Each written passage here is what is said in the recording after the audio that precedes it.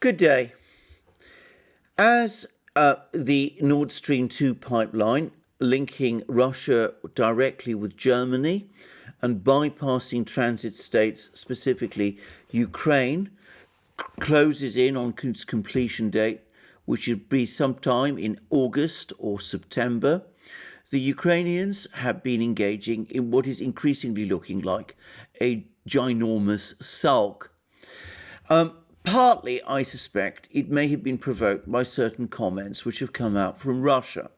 There was an extraordinary statement by President Putin of Russia over the course of his marathon question and answer session about a week ago, when President Putin answered questions from members of the Russian public.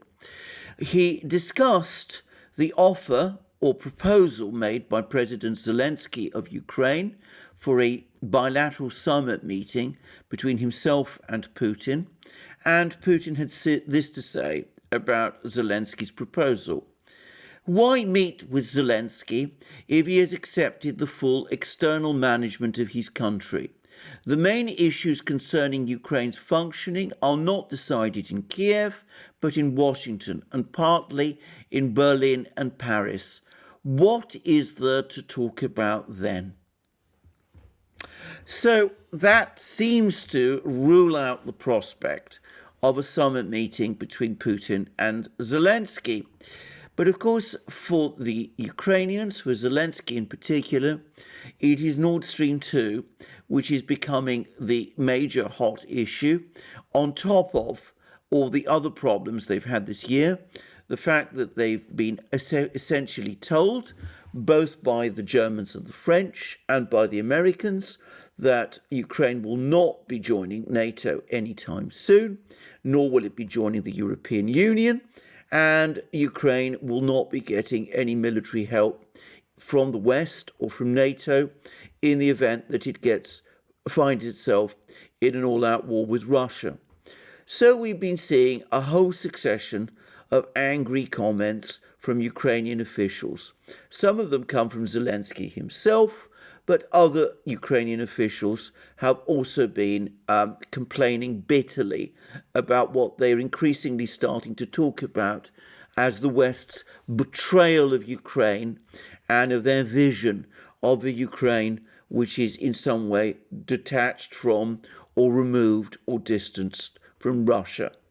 For example, the new head of Naftogaz, which is Ukraine's gas monopoly provider, state monopoly provider, and which controls the pipelines which crisscross Ukraine and which up to now have been transporting Russian gas from Russia to Europe, has been complaining about the vast sums of money that Ukraine will lose once Nord Stream 2 is completed. The gentleman in question, Mr. Vitrenko, has put the figure at about $3 billion, saying that he doubts that Russian gas will continue to flow across Ukraine after 2025, when the present gas transit contract between Russia and Ukraine expires. By the way, the Russians deny that. Some Ukrainian officials are putting the loss to Ukraine of its loss of its position as a transit state higher still, with figures of between $5 and $6 billion a year being thrown around. Now, I'm going to make a quick observation here about these figures. I don't know whether they're true or not, but the total cost of Nord Stream 2 to build has apparently been around $10 billion. If Ukraine stands to lose between $3 and $5 billion a year in transit fees payable to Ukraine from Russia, well, all I can say is that, contrary to what is being repeatedly said about Nord Stream 2, it looks like a good commercial deal for Russia. From their point of view, they will more than make up very quickly the loss of the cost of building Nord Stream 2 from the transit fees they won't have to pay the Ukrainians. within 3 years, they will have saved between 9 and $15 billion, which will at least equal or perhaps exceed the cost, the $10 billion cost of building the Nord Stream 2 pipeline. Well, perhaps my maths is out, perhaps I'm missing something, perhaps there's other expenses squirreled into the Nord Stream 2 project of which I'm not aware. But contrary to what we're repeatedly and incessantly told, it begins to look from the figures the Ukrainians themselves are throwing about, that actually Nord Stream 2 does make, at least for the Russians, good commercial and economic sense. And that, of course, is logical. Anybody who is involved in business dealings and who negotiates contracts knows that it is usually a good idea to cut out the middleman and to deal directly with your customer. Sometimes middlemen can be useful and they can offer various services which might be attractive. But in this particular case, it doesn't seem so. It seems that the Russians will more than save in transit fees that they paid to Ukraine and which they will now save and no longer have to pay the cost of Nord Stream 2, and that cost will be recouped very quickly in just a few years. Anyway, that's just one observation. But of course, it doesn't stop at complaints about Nord Stream 2. We've now also had incredibly bitter comments from Danilov, the head of Ukraine's powerful, perhaps one might almost say, all-powerful Security Council, the person who is an overall charge of Ukraine's defense and military policies. And he made an extremely bitter comment about Germany and France in an interview he gave to Forbes Ukraine, the Ukrainian magazine, which is part of the overall Forbes group. And this is what Alexei Danilov is reported to have said. Our international partners reproach us and say that we haven't defeated corruption. But there is corruption in other countries too. The French, for example, were engaged in negotiations between Georgia and Russia in 2008. As a result, the Georgians lost some territory. And then Danilov goes on to say that effectively the Russians bribed the French into giving up or parting with or separating Georgian territory from Georgia in return for a Russian offer to buy 2 Mistral amphibious assault ships from France. And then Danilov goes on to say, I don't know if they got something for part of the Donetsk and Lugansk regions and for Crimea, but they have moral responsibility. When we have closed-door meetings in Kiev with German and French representatives, I tell them about it. So, in effect, he is saying that the reason the French and the Germans are not playing ball with Ukraine, they're not taking as tough a stand towards Russia as they should be taking, is that they have been bribed by the Russians. This is an extraordinary comment for Ukraine to make, or for a Ukrainian official to make, towards the Germans and the French. The French in particular must find this deeply insulting, given that the Russian agreement to buy the 2 Mistral carriers from France had absolutely nothing to do with the 2008 Georgia war, and given that France actually cancelled the contract to supply the carriers to Russia precisely because of the conflict with Ukraine. I can imagine the French must be extremely angry about these comments, and the Germans can't be pleased about them either. But that is the kind of attitude that Ukraine is now evincing. And of course, it's not just Ukraine that is bitter and angry about Nord Stream 2 and bitter and angry about the lack of support Ukraine has had this year, despite all the attempts to play up the issue of the supposed threat from Russia. We see Ukraine's allies and friends, including in the US Congress, also trying to mobilize on Ukraine's behalf. Senator Ted Cruz, is blocking the confirmation of State Department officials, 13 of them apparently, unless the administration announces sanctions against Nord Stream 2. And I understand that there are more attempts being made by the US Congress to pass further legislation to sanction Nord Stream 2 in order to stop the pipeline from being completed. I don't, by the way, expect any of this legislation to have any effect at all. I very much doubt that it will be enacted before Nord Stream 2 is finished, and I doubt very much that the Biden administration will do anything to facilitate that legislation, or will in fact assist with it, or will enforce it in any meaningful way. So there we are.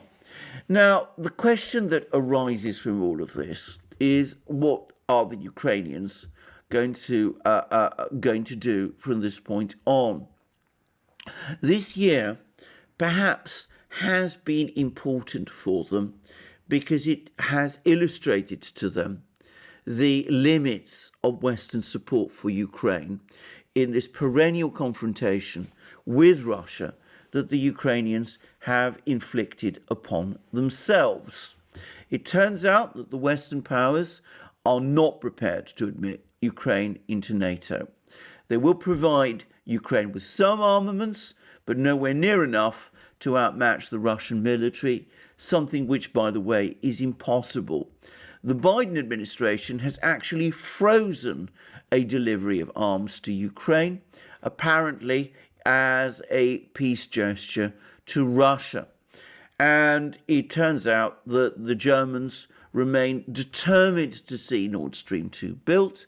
Even Vitrenko, the Naftogaz official that I was mentioning, accepts that opposition to Nord Stream 2 from the Greens is not going to be enough to stop the pipeline, even if the Greens do well in the parliamentary elections in Germany in September. So Nord Stream 2 is almost certain to be built. Ukraine's aspirations of joining NATO and the European Union are frankly going nowhere, and it seems that there is not going to be support from the West to any Ukrainian hopes or expectations of one day reconquering the Donbass or even Crimea, a forlorn hope if ever there was one. So, what in this situation does Ukraine do? Well, logically, it should reassess its foreign policy, its entire policy, and change its approach radically towards relations with Russia. It ought to be obvious to Ukrainian officials by now that the solution to Ukraine's problems, economic problems, political, geostrategic problems, the problems of the Donbass, do not lie through Washington or Brussels or Berlin or Paris. They lie through Moscow. And the Ukrainians ought to be speaking to them. And they ought to be speaking to them in a less haughty and arrogant way than the way they're doing up to this moment and up to now. And that when Zelensky does seek to speak with Putin, it's not on the basis of today, which is essentially a device to try to trick the Russians into a weaker position on the Donbass, but in a sincere and meaningful way with a view to achieving real compromises and a real attempt to try to break through the impasse in eastern Ukraine, which is bleeding Ukraine dry. Well, will the Ukrainians do that? I think if they did, a number of things would begin to happen, and would happen quite quickly. First of all, there is a serious possibility in that case that some kind of solution to the problem of eastern Ukraine could be found. Now, that solution might not be one that Ukrainians particularly like. It would mean very extensive autonomy for eastern Ukraine. It might mean, going forward, a decentralization of the Ukrainian political structure.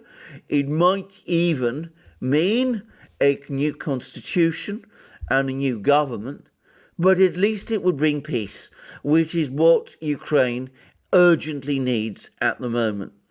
And of course, the rebuilding of economic links with Russia might provide some desperately needed help for the Ukrainian economy. It's absolutely astonishing the extent to which the Ukrainians have, out of their desire to pursue this conflict with Russia, have sacrificed their own economy in that cause. Large industries Ukraine once had, shipbuilding, turbine construction, rocket building, chemicals, steel, sector after sector of Ukraine's industrial base have been closed down and lost as a result of the cut-off from the major market of these industries, which is Russia. Take, for example, shipbuilding, where Ukraine played an absolutely critical role in the former Soviet industrial complex, with shipyards in places like Kherson and Nikolaev, as they were then called, playing an absolutely key role. Or machine building, in which Dnipropetrovsk, Dnipro as it is now called, was a major part of the Soviet industrial complex also.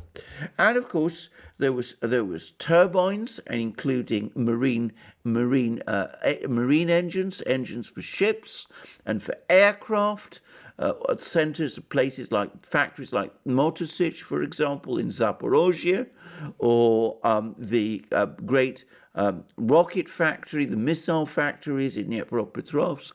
They're all lying idle, as to all intents and purposes is the once mighty Antonov aircraft company.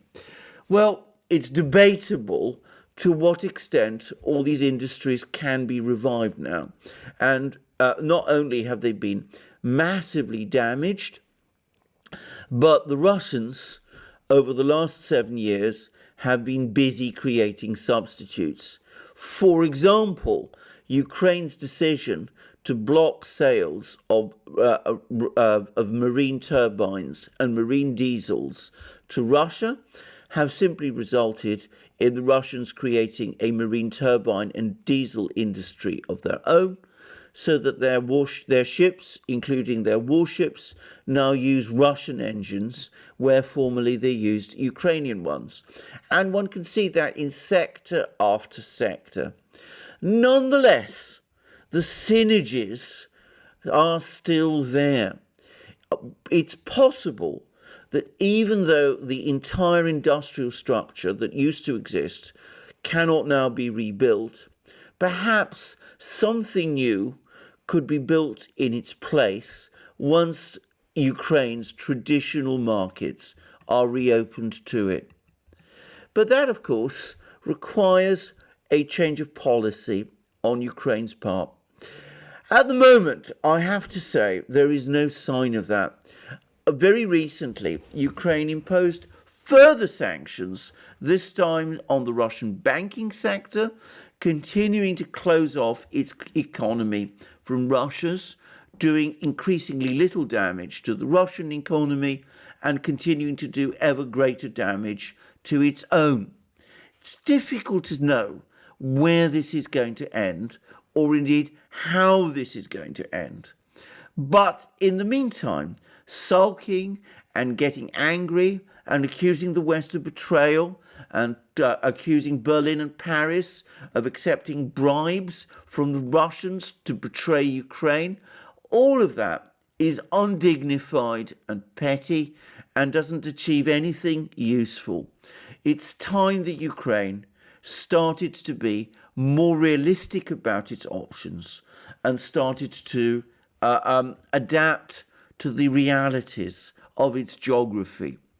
Now, when I make these kind of comments, we always come across people who will say that I'm somebody who denies countries the opportunities to decide their own future. That I'm always saying that smaller powers have to subordinate themselves to greater powers. I, by the way, tend to find that the people who talk in this fashion tend to come from Western states, which in general are only too free to dictate to smaller powers and smaller states how they should run their affairs. But never mind. The point is that one can take dogmatic positions to the ultimate extreme, but ultimately no country can change its geography. Ukraine is a big country. It's rich in natural resources. It has an educated population. It should do well. But before it can do that, it needs to look at what cards it has and play them well. And that's something that every country has to do. Ukraine is no exception.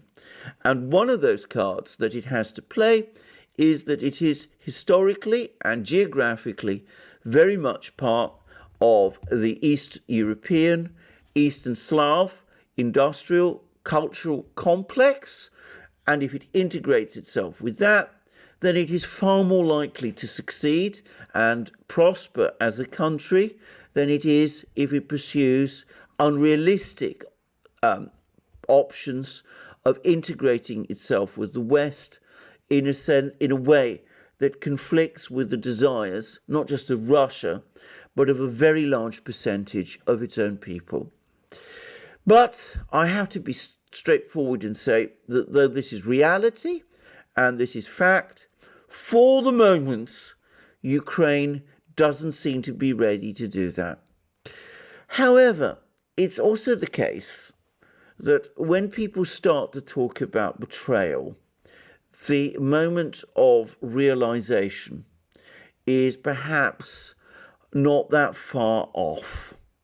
It could be that when Danilov talks bitterly about the French and the Germans taking bribes from the Russians to barter away parts of Georgia and parts of Ukraine in return for Russian money, and when Vitrenko talks angrily about the vast sums that Ukraine is going to lose as a result of the building of Nord Stream 2, and without realizing it, appears to confirm the commercial logic of Nord Stream 2.